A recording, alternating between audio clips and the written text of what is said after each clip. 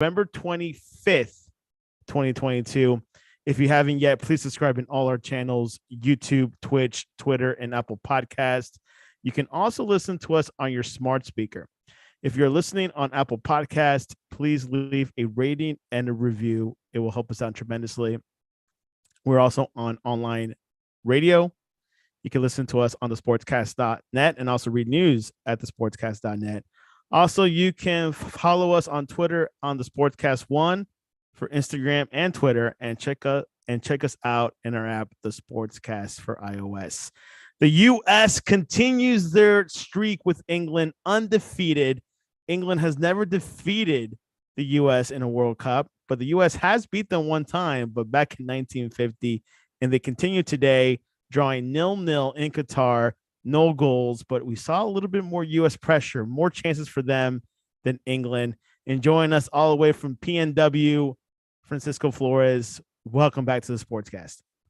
How's it going? It's good to be back. A lot of exciting games happened over since the last time we were on a week ago, and I'm happy and ready to talk about all the action and drama and whatnot. How was Thanksgiving and whatnot for you? Thanksgiving was awesome. The turkey that my mom got was pretty good and moisty. Like everyone was saying, wow, the turkey was pretty good. It was pretty good. Yeah, because usually it's dry. It's so hard to get it right. Yeah, struggling to eat it. And hopefully they have some leftovers. But other than that, I mean, it was great. How was yours? Yeah, it was good as well. Went traditional. This year, usually we kind of mix it up with some Mexican food of some sorts, but it was all traditional today. I think. Well, next week is my birthday, so I think that's where we're saving some of the food for that. That's awesome. Okay, it has been a few hours since the match. USA drawing England 0-0. The biggest test for both these teams, and we saw it. A couple of chances, of course. Pulisic, Weston McKennie creating chances. McKennie almost scored, but hit the ball over the net. A lot of post. Harry Maguire actually had a great match, I thought. But Francisco, you're a unbiased U.S. fan. I'm kidding. You're a Mexico fan. How did you see this match for both England and the U.S.? I'm a little biased, obviously, in favor of Mexico. So my talking points of the U.S. are not going to be very positive, regardless. But I think, I going into the match, everybody was like, this is a test, like you were saying, for both of the countries. And for me, it shouldn't really be a test for England, but somehow they found a way to complicate the game for themselves. Like they gave their fans such high, a lot of what's it called? Not courage, confidence that they were going to be going, the 6-2 win, over, obviously not a team that's very competitive, but still, I think it kind of gave the fans sort of release, it was like, okay, we're good, we can trust in Southgate. But then, they just managed to somehow really, really complicate the qualification going into the last game. And I think it makes it exciting, obviously, for the fans that's how it goes down to the last game. So that's good. But I honestly thought that England was going to have it in the bag, 2-0, something like that. But yeah, USA went in there and gave them a fight. And statistically, I think the US did a little bit better shot wise and whatnot. And obviously, England with the possession game, we knew that they were going to dominate that. So the teams that go up against England, that's kind of what they have to. They already know what they're going to be up against. So I think the U.S. did well to combat that and try to get a goal, but they couldn't find that chance. They couldn't get that one last pass in the final third to get through. And I thought it was pretty close too for the U.S. So there was a couple chances where I thought they were going to get a goal, but 0-0 and no goals. But I think it was pretty exciting. Let me ask you this, because I could be a little bit more biased. Did you see more chances coming from the U.S. and England? I think there was more. I think there was just more clear, or not clear. There was just more of them. Doesn't matter. They weren't the best shots, but there was just more, I think, activity going forward with the U.S., which that's kind of the pattern that I have been seeing with them is that they're going forward. They're as soon as they recover the ball, put it up, and let's see if we can create something. Which that's what that's how I would run a team if I was the manager. Is recover the ball and get it up to our forwards as soon as you can. Let's get a goal. And every chance going forward should have a high chance of being close to the goal or shot blocked of some sort. Yeah, the U.S. had one change. Francisco was switching out George Argent for Haji Wright. Haji Wright has height. He's the top scorer in the Turkish league. He might be number one or number two. He kind of interchanges with Iner Valencia from Ecuador. Haji Wright, I kind of thought he was still a lot. I don't think he had many chances. It was actually more McKennie and Pulisic. But I think that number 9 role, do you think it should be filled or should be switched out? Because they have a match with Iran, and we haven't really scored much. Well, that I like playing with a supporting like a number 9, behind the striker. I think that sort of having a player that could always put a through ball or some type of pass to the forward at any time once they receive a ball going forward after a recovery. I think that's how I would like to play, and I like seeing that in teams. So I think rotating and finding that right player, maybe because physically England I think is a little bit better than the US, but I think just size wise the English players have a little bit more of that edge over the US, so maybe that's why Haji played instead. But I think a smaller, more agile player should be in that supporting role to. I mean, yeah, Timothy Weah that's what he is, but dude, he is just too good to be trying to run back and recover balls and to put passes through. Like he's the one that should be receiving the passes for goal. But there's plenty of options, and some people might be like, oh well, this isn't the time to just go in there and start making little changes. And it's like we already had that time to prepare to see what was your final squad. But I think it's just the way that the game has changed. It's different now. The good managers have 2 or 3 game plans depending on who they're going up against, and so there's going to be changes and things like that. It's like why did you do this against that team? And maybe that was the reason why it ended up 0-0 and England didn't score, was because they had to worry about a different player that they didn't see coming. I would say that the defensive line of the U.S. has been fantastic. Adding Tim Ream last minute because he hasn't played in a year for the U.S. was definitely a plus. A player from Fulham. England 55% ball possession to the U.S. 45 ball possession. That's pretty accurate.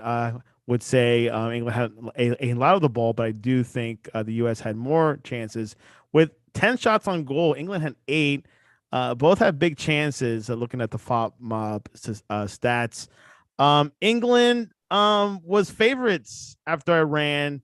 There's been some question marks these past 2 hours. I've been listening to a lot of British press and saying, well, maybe they won't get it home this time. But is it something to fret? England should be fretting on, or hey, the U.S. is a legit team? I mean, I would be worried just because of the quality of their players. They have what 90%, 90 something percent of their squad is from the Premier League, which is the best league in the world. So, you have to. Yeah, I feel like if they don't make it at least to the semifinals, it's a failure. Just with the class and the amount of quality that those players have collectively and individually, like any one of these teams could be playing in the top teams and in this World Cup and in domestically as well. So I would be worried. I think there's just so much talent that maybe Southgate is wanting to, do something maybe different, and he didn't I think it was the same 11, right, in this game as Yes, the at last 11, game. no changes. Correct. No changes. No changes. Which maybe that was part of it. Players got a little fatigued, or they, going into the match against USA, maybe they were underestimating their opponents. That they didn't think that they needed to go as hard, and I think they quickly realized that this is going to be a tougher match than what they anticipated. When they subbed in Jack Grealish, I saw some little bit of momentum with England a little bit. Yeah. Marcus Rashford as well. Jordan Henderson kind of stabilized a little bit with the midfield. We hadn't seen Foden yet, and some people say Foden is the best player in England right now. I heard he has an injury coming along, but maybe that's something that England needs, a little bit of a spark from Foden, the Man City star. Yeah, definitely. I mean, with Saka in there, like that's, I feel like, enough explosiveness and speed for sure. But yeah, I definitely would like to see more Jack Grealish. I just think that he's a very unique type of player that a lot of players, a lot of opponents kind of underestimate, like I was saying, from their perspective. That Jack Grealish, he just doesn't. I feel like he looks like he's not going to be as as good as he is, or he's not going to be as talented as he is. I don't know how to explain it, but yeah, I would like to see more Jack Grealish. What do you Yeah, think? yeah, I think Grealish definitely coming in is a big part, even though he doesn't play much for. I mean, he subs in for Man City, but I think he has a he's really creative and whatnot. But throughout this tournament, you're going to see players not getting subbed in. Not early enough. Gio Reyna, for example, got subbed in, but last 10 minutes he couldn't do much there. But we'll see about this U.S. squad, and obviously we'll towards the end of the show we'll definitely see if Francisco has the U.S. still coming out of this group. It is tighter. It is leveled. And when we talk about the other scores, Iran obviously won this morning against Wales. But before we get into that, let's go into the Netherlands tying Ecuador 1-1. Gakpo, who plays in who started, scored in a fantastic goal towards the beginning. Then Inter Valencia scored in the 49th minute to equalize. Valencia is in the running for the Golden Boot Award. I don't know about you, but besides Brazil, Ecuador is the next, good good South American country that's doing well in this World Cup. Yeah, I think they're kind of a little bit of the dark horse. Like, people didn't see him come in, and Valencia obviously going off and scoring. He's got three now, right? Yeah, he's three right now. Two Three in the first goals. game and three right now. So if he goes to the second round, I guess if you hit around 5 goals, you started being a candidate. Yeah, for sure. Getting the five would be up there with the Golden Boot. And obviously he's got some Premier League experience as well, which he scored pretty good amount of goals in the Premier League. But yeah, I think Ecuador, South American, they're giving putting pressure on the other South American teams to be like, hey, you guys, Ecuador's not supposed to be in the favorites for South America. That's Argentina and Uruguay, or another country, Brazil. But yeah, I think uh every World Cup there's always a team underdog that performs well, and regardless of that, I still make the same bracket with the best teams. I never listen to it.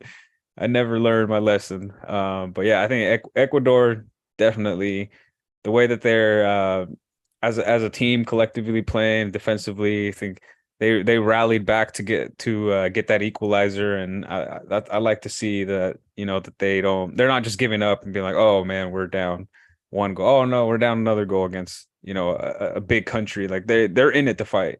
So watch out for Ecuador. They're the fighting team. The Netherlands, in their first match struggled. They beat Senegal 2-0. Good squad, but I guess we're not seeing them full action. Memphis Depay came in the game a little bit, changed some things, but this team is not showing their best, I guess. Yeah, I think I was a little more hopeful. And I mean they're not doing the worst, you know. Yeah, they did struggle in the first game, but they pulled it off 2-0. It was a late rally, but they still I think overall in that first game, regardless of, how tight it was up until the 85th minute, I think it was, they scored their first one. I thought it was a good showing for them, but definitely against Ecuador, I feel like they struggled a little more um than what people anticipated. And even though that they scored pretty early on, but after that, I think Ecuador held it down pretty well against Netherlands. Iner Valencia, I believe, had a knock during the game today. He might miss that third last final match against not Poland, and a goal. So we'll see what happens. But I think if Ecuador can hold on, they'll definitely advance to the next round. Very doable. Let's go into the other match. Qatar is the first team to be eliminated in this World Cup, the host team. Host. They paused 2 and they go 3-1, which was a pretty good performance. The first win for an African team. It took the second game for that to happen. A goal by Dia, Dua, and Dieng, all in the one in the first half and 2 in the second half. And Qatar scored their first goal from Montari in the 78th minute. Any thoughts over this match? I thought this was going to be like a boring 0-0 match, but 4 goals, and I think Senegal needed a little bit of a revenge game sorts. Like they needed to get out a little frustration from the first game, and Qatar were just there and ready and waiting for it because they haven't showed anything, and they're not going to because they're done and out. The host country. Now we're going to see more Qatar fans dressing up as fans of other teams, so that'll be nice. Yeah, that actually, I was seeing some photos about that. They were like dressing up as Spaniard fans. Like, hold on, those don't look like Spaniards to me, but they were Qatari fans. They were like, "Oh, Korea doesn't have enough fans. All right, here, get some jerseys, get some South Korea jerseys, and put them on them. We'll pay them. The government will pay them to pose as actors." Exactly. Which almost, I think majority of the Asian teams are doing well, except Qatar. And Qatar had 12 years to prepare itself. They went to the Gold Cup. You probably remember they hold on to the U.S. just by 1 goal. U.S. won, and they went to the Copa America. But I guess sometimes you just can't really, as a host team, you just can't do it all. Yeah, exactly. And I just there's not really on the Qatar team. I mean, who can you name me one player on there? I cannot. Nobody I thought there can. was a Brazilian there. $10, and if you could name me, that would be the number one question I would ask to people over there. And like, how many of these players will get like we'll go to a European team anytime soon? Yeah, right. Maybe one, but who's gonna go looking for a Qatar player right now? Like, no, I'm gonna go look for a somebody from the Netherlands or Brazil. Like there's more attractive players that are better. So yeah, we got a few comments on the YouTube comments. Codex Gaming: Qatar isn't a footballing nation. I guess we agree on that. Yep, that's for sure. And of course, Qatar, the U.S. was pretty much in that same position back in the 90s. Maybe Qatar might do better. All right, this morning Wales lost. Gareth Bale's Wales lost against Iran 2-0. Both goals came in stoppage time. This improves Iran's chances of going to the next round. Wales has to pretty much beat up on England and beat them, and then rely on Iran to beat the U.S. But your thoughts over this match? Yeah, surprising result.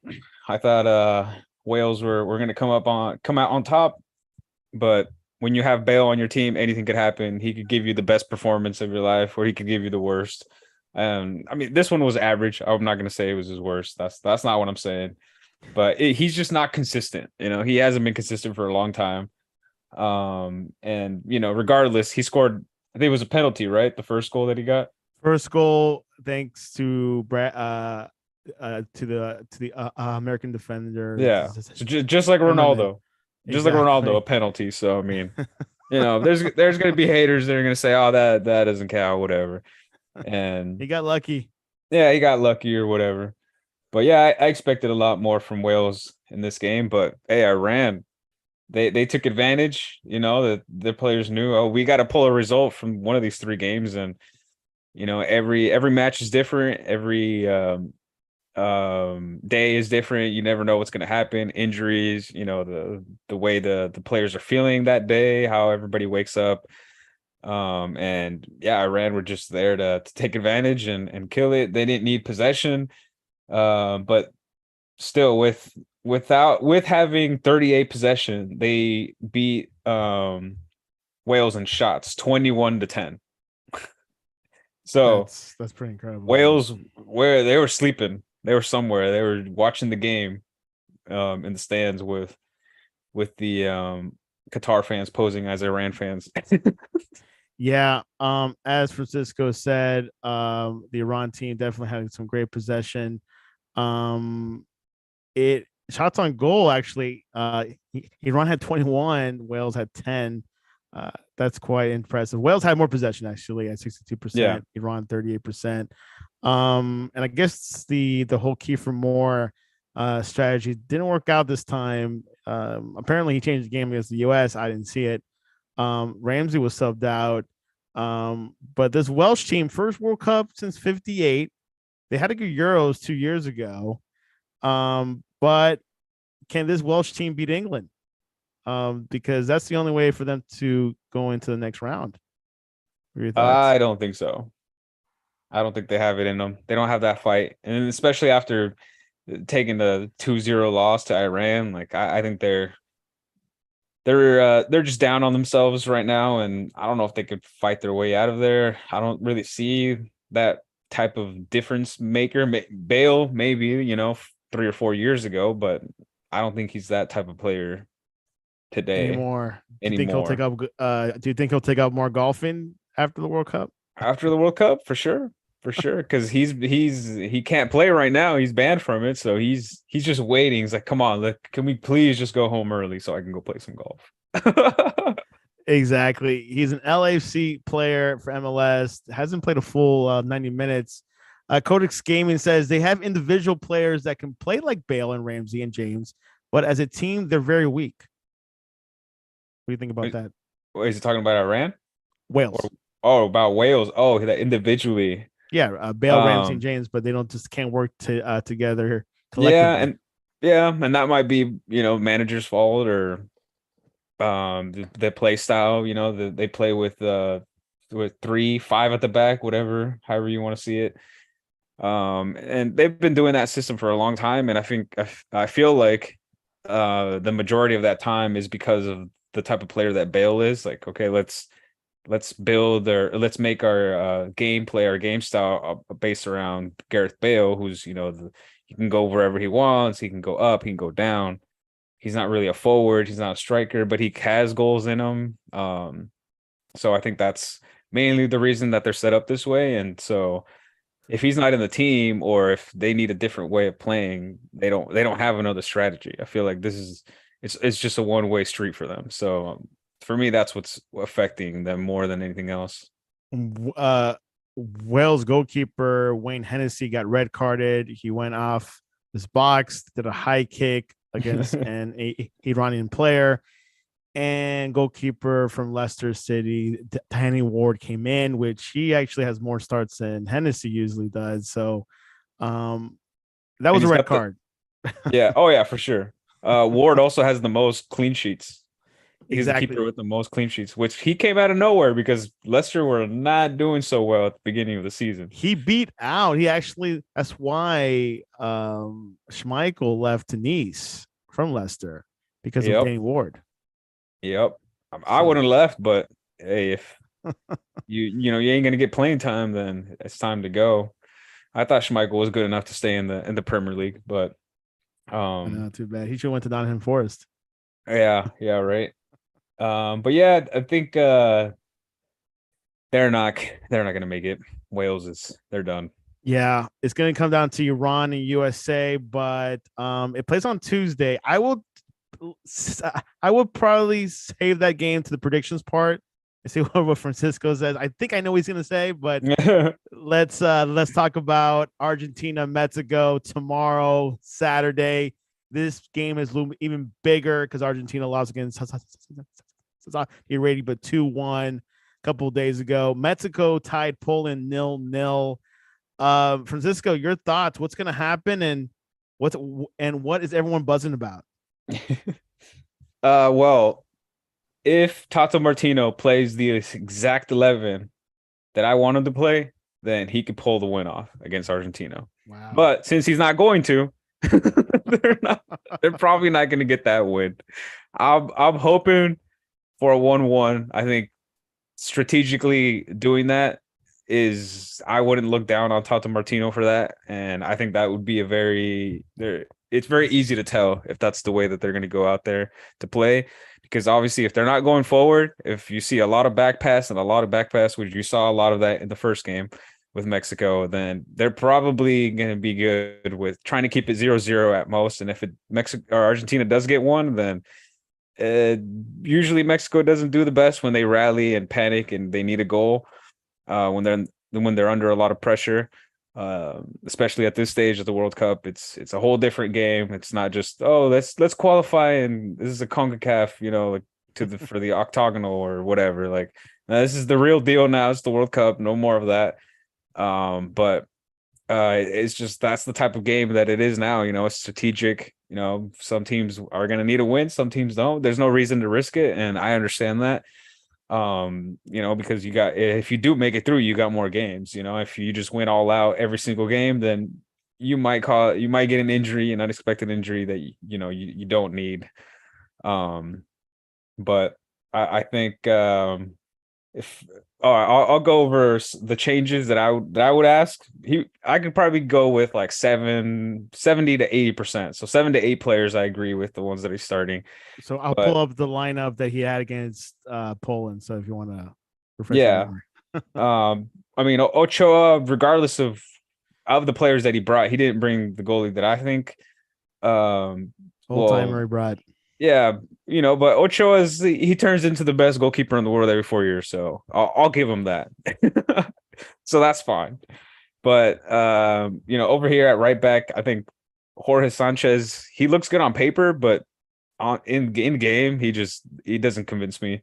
So that would already be where my first change would come, and it wouldn't. I think of the players that he picked, I don't think I would pick any of the backups either for that position, because it would be, I think, Kevin Alvarez, I think, would be the guy to play on that right side, but I don't even like him, so I would have just picked a player that he didn't even bring. But anyways, Montes, we can keep him. He's good. Moreno, definitely do not play him. All right, he's too slow. He's too slow, and we've already got at least one, if not two guys better than him. And Nestor Araujo, he would be my pick, playing alongside Montes, because Montes is young, and Araujo has a lot of experience in La Liga, and I feel like he's got more of that that, like, what is that, like, that grit, that fight, that, like, he's not the best center back, but he knows what to do to get those forwards, in good that ball manager. Yeah, good ball manager. There you go. If he needs to pull somebody's shorts, if he needs to, deceive the man or the referee in some way, shape, or form by fouling that player, like, he knows how to do that without getting caught. So that's who I would go with. And then at left back, come on now, how have we not seen Gerardo Arteaga not starting there at left back. Gallardo, yeah, he might be good at in Liga MX, which that's where he plays. Arteaga is starting at Genk over in Belgium, and this guy can't get a minute in the World Cup. Like, come on, this guy deserves at least one game. Like, if he's doing bad, all right, get him off at halftime and put Gallardo back in there. But dude, he's really good, especially going forward, and I feel like he would complement the style of play that Vega has, like where he's just somebody give him a ball, he's going to go forward and he's going to be, cutting in and just being super dangerous in the opponent's box. And I feel like Arteaga is just that perfect left back to complement him. He's got a lot of he's got speed and he's got a lot of stamina. He could go the whole game just running back up and down, which then that would let Alexis Vega go more forward and not have to drop back and recover so many balls, which I feel like that's what the wingers are doing way too much for Mexico. Both Vega and Chucky Lozano or whoever plays on the right, Tecatito Corona, who's not playing in this, but he would usually be playing on the right. But still, just too much recovery. I feel like for those wingers, that should be more of the mids, the center mids. But then in the midfield, I would leave Herrera, or I could sub him out for Guardado. I feel like they're pretty much the same type of player now. They used to be a little bit different, especially Guardado. I feel like he would be a lot more defensive, but now it's center mids. I feel like are looking to go forward more than they are to defend, especially as they get older. Because it's like, come on, let's let a younger guy sit deep and make him. That's why I think Alvarez is playing in that deep role in center defensive mid. To me, he's a center back. He's been a center back when he started at America, or even before that, he was a center back. But over at Ajax, when he went over there, they started using him as a CDM, and I guess they liked the way that he's playing there, and he's kind of, I guess, transformed, or he's now switched to that role.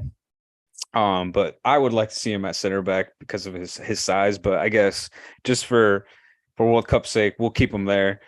And then on that left side, Luis Chavez, he hasn't really convinced me. If anything, I would rather have two players playing deep, like how they've done it before with Alvarez and Gutierrez, who plays at PSV.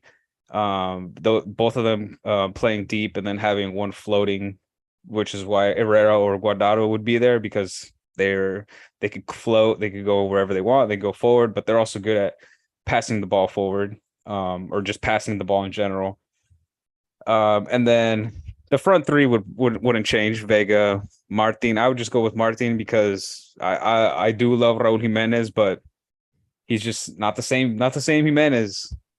Sad to say that, not the same Jimenez. I feel like you could give him a whole year of recovery and trying to get him to where he was. Like, even if you had a year before the World Cup to get him ready, I don't think he would be at that level where he was before the injury. I think that just affected him way too much. A traumatic, head injury like that, like, you're just not going to play the same way anymore as much as you would want to, or you're saying, no, it hasn't affected me. Like, I can use my head, whatever, I can still go hard. But I think he can't go in the same way as he used to.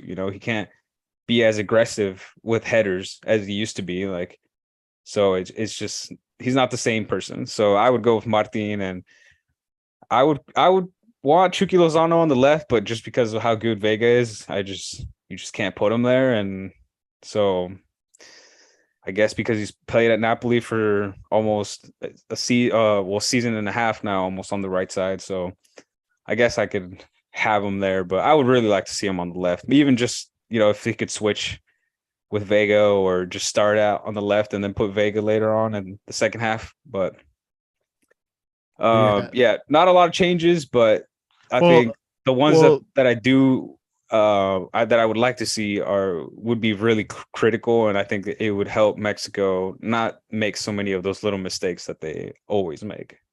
Yeah, well, you kind of change the whole back line, it feels like. Yeah, looks like.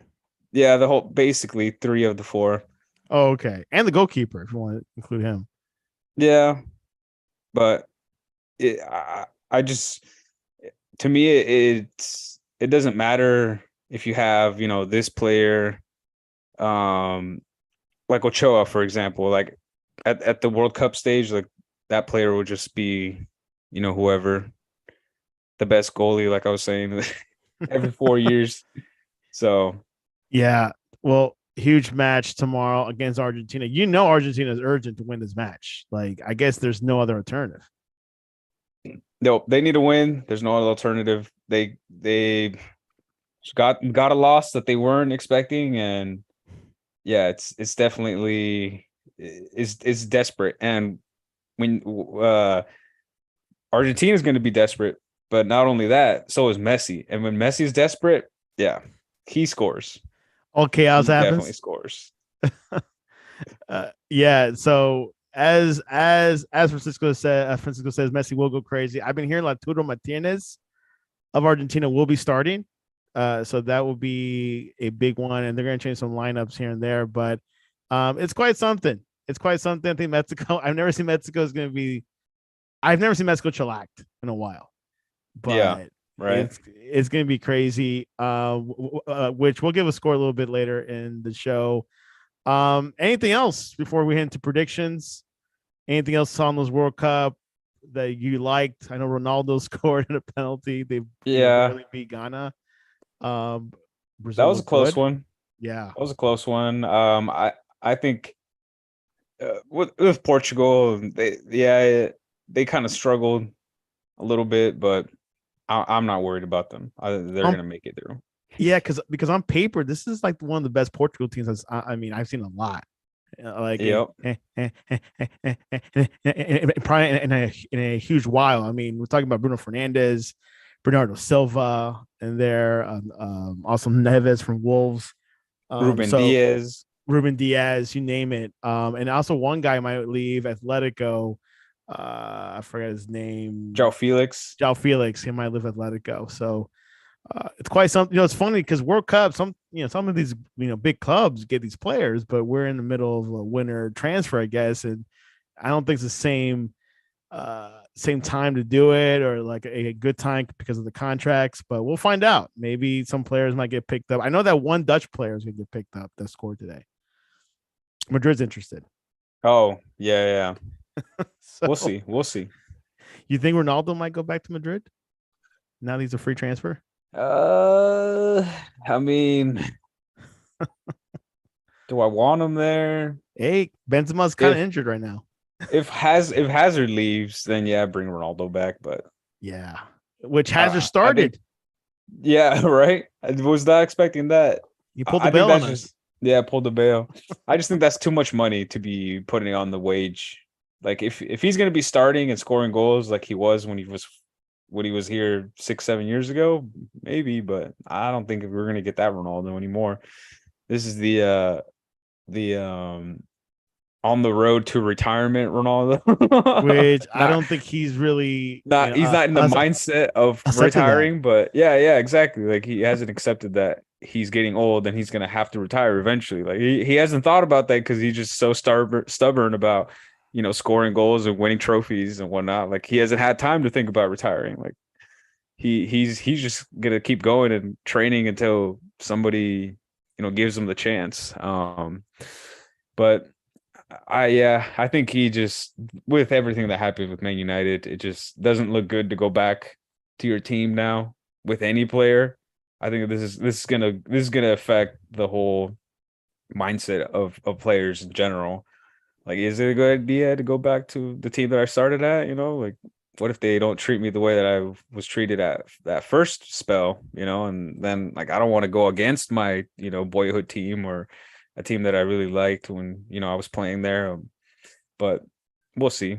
Yeah, and I then think he's like got this is his last chance to go somewhere. Like we were talking about the last one, where if he really wants to, be on the records and have, the every record possible, then go to the French league and tear that league up because that's the last league you have left that you haven't gone to and broke, whatever scoring records that you did in every other league that he basically played in. So I think that would be a smart idea, and then go to Sporting and retire. Would it have to be? Would it have to be PSG? No, no, but that's obviously where it'd be the easiest to score goals. And but it might be hard now because Mbappe ain't going nowhere. He can't go anywhere, even if he wants to. Even if he It's wanted Coach to leave. Mbappe, right? Yeah, it's sporting director Mbappe. Mister. It's Mister now. crazy, and it's interesting that Madrid will never give away that much power to a player like that. Never. Nope. That's the best part of Nope. Madrid.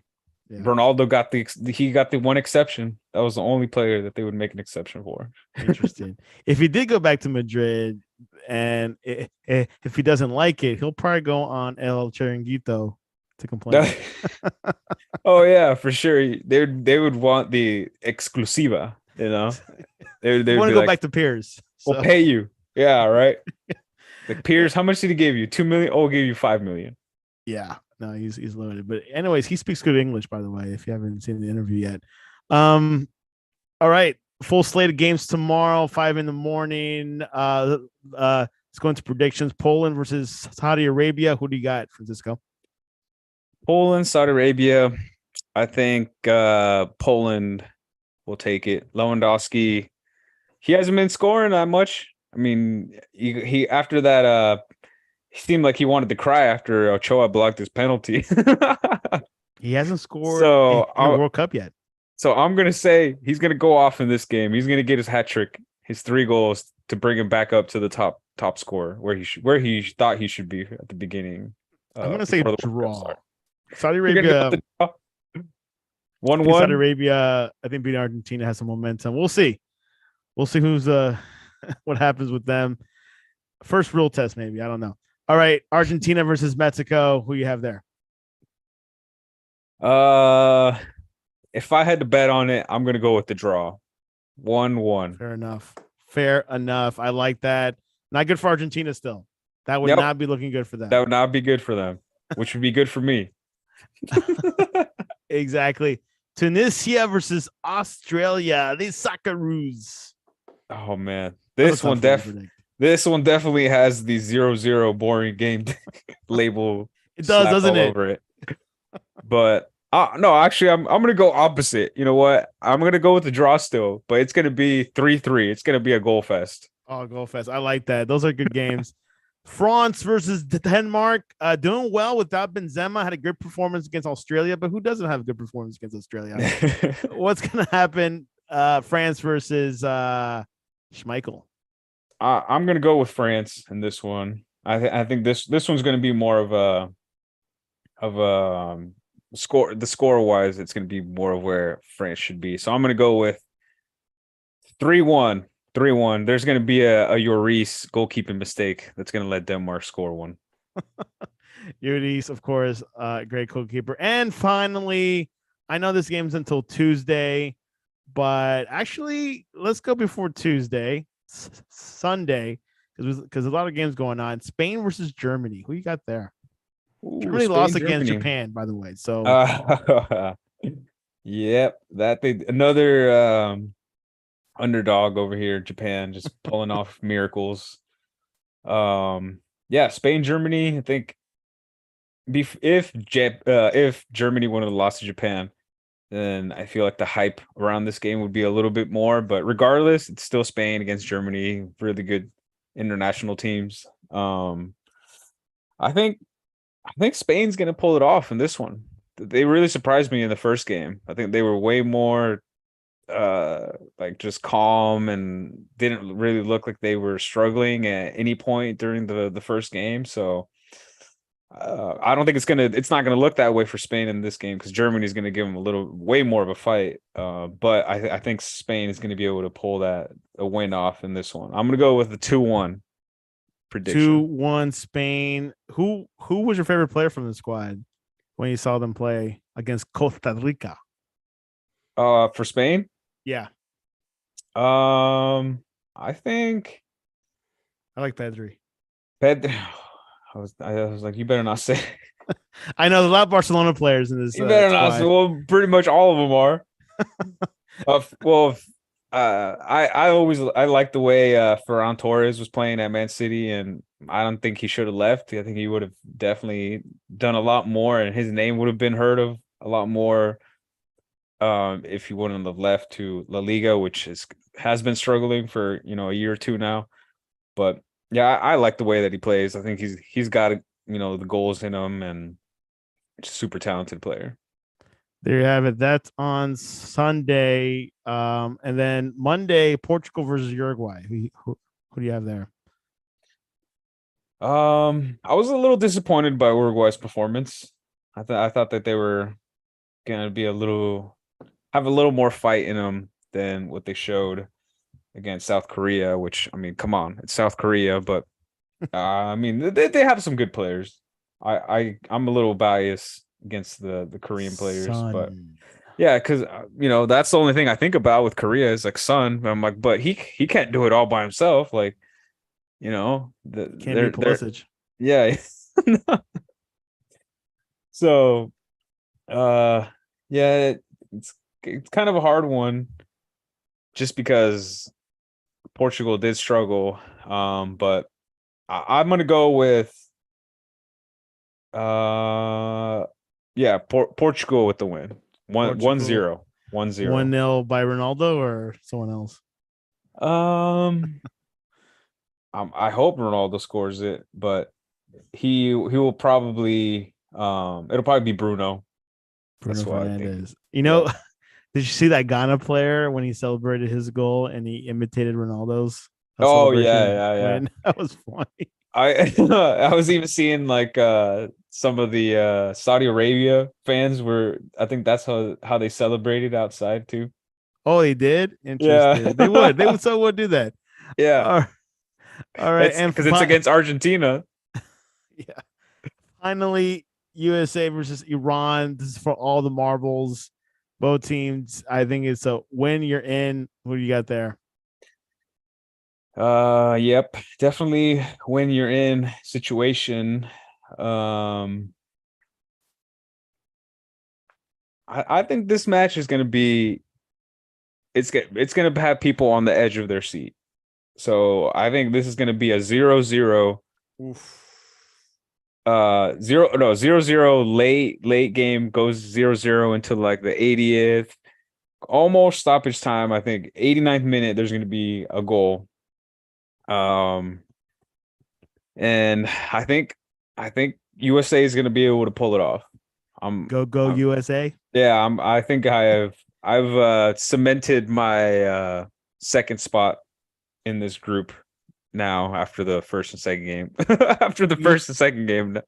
This World Cup reminds me a lot for the US of the 2010 World Cup, where the US drew against England and they also drew against Slovenia, and then they had to beat Algeria. And like this year, Iran is our Algeria. Is there Algeria? So close, right? Close.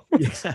And I can just see Pulisic pulling another last minute goal, like you were saying, like what back then Landon Donovan did. And he scored in stoppage time. I think it was in 92nd minute. So this Captain America. So there you have it. Also, I watched the Amazon Prime documentary Good Rivals. It showed the history of the U.S. versus Mexico rivalry. You should for sure see it. And they kind of centralized the movie with Landon Donovan and Rafa Marquez a lot. Okay. You're going to see that because Rafa Marquez and Landon started almost at the same time. Rafa Marquez's career was a little bit longer. He ended in 2018. Donovan, he retired in 14, came back. He played for, I think, Leon in Mexico for a bit. And then he went back to LA. So maybe 2016, but really, really close parallel players for both their countries. And Rafa Marquez, man, I didn't realize it, but he is probably one of the GOATs in Mexico soccer history. Yeah, definitely. He's a GOAT. I mean, he's a defender. I know it's not much you can do there, but still. Yeah, but also, he was regarded as one of the best center backs when he was playing at Barcelona. Yeah, and people like recognized that he was really good. Like that's when he was able to actually show his talent and be like, oh man, this guy can shut down forwards like nothing. He's got these people in his pocket. And yeah, like especially I think after his first, second, and third year at Barcelona, I think he was just he was playing as like he could have been at one or two like best center backs during those days. He was pre-Messi, right? I think he might have been there a year or two before Messi. I'm not exactly sure. Yeah, for sure, Ronaldinho. When he was there. No, I think he was there when Ronaldinho was actually there as well. Okay. I'm thinking about these players. Thierry Henry, you probably played with Thierry. Yep. He played with Henry. And maybe play again with the Red Bulls when he came to play in the States. Yep. I think he played with Zlatan even too. Oh wow. That's right. Zlatan paid for Barcelona. Yeah, because he was there when Pep Guardiola was starting to come in. I think because I think that's how coach. Yeah, I think Pep was actually the one who was like, yeah, we need this guy. Interesting. We need to bring him in. We need to start him.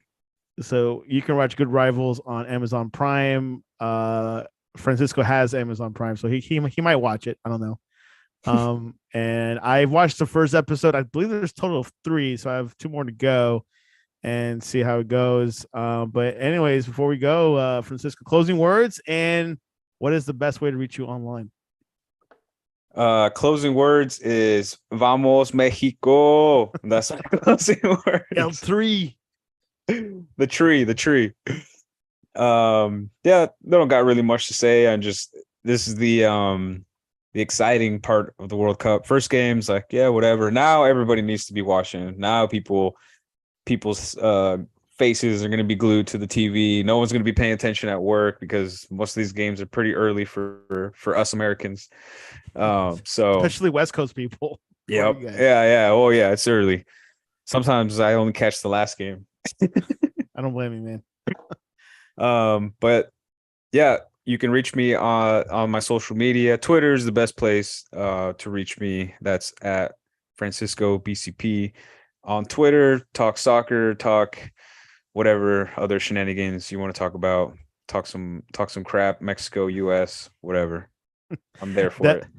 Definitely one of the best rivalries in North America and in the world. We have more World Cup coverage next week. Monday, we have Asa Smith. And on Tuesday, we'll have Hal Phillips to recap the USA-Iran. Hopefully, it'll be a positive show. And, of course, we'll have Wednesday with Jaime. And then Francisco will be back on Friday, which we should know where's Mexico's lifeline going to be at with the World Cup. Will Tata continue or will he not? Yeah. Well, either way, I really think he's gone if he goes to the quarters. Oh, yeah. He better be. You know, and then maybe have some new coaches. I bet there's a few coaches in line that want to replace, because that's a very prestigious. And they talked about Bora actually in that movie. That like when he coached the U.S., Mexico didn't like that because he coached for Mexico previously. Yeah, and he was not a god in Mexico, but he was really respected. Apparently, yeah. Oh yeah, he was pretty respected. You know, because he coached a club in Mexico. I forget the name of it, but he did well, and then he got upgraded, and then took Mexico to the quarters, but lost against Germany 4-1. Yep. Or penalty. I don't remember, but anyways, I am seeing so much documentaries looking into World Cup history more this time, obviously because of the World Cup. But anyways, you can reach us at the Sportscast, sportscast.net, or the Sportscast1 on Instagram or Twitter. And we have full news there. And our next show is Monday at 11 a.m. with Asa. We'll be previewing the USA-Iran match and, of course, recapping the previous games between now and Monday. But anyways, wow, what a long Black Friday, long Thanksgiving. I'm going to sleep in hopefully tomorrow, but I'm definitely not going to miss Mexico, Argentina. Francisco, thanks for coming on. Thanks for having me. And this was your World Cup coverage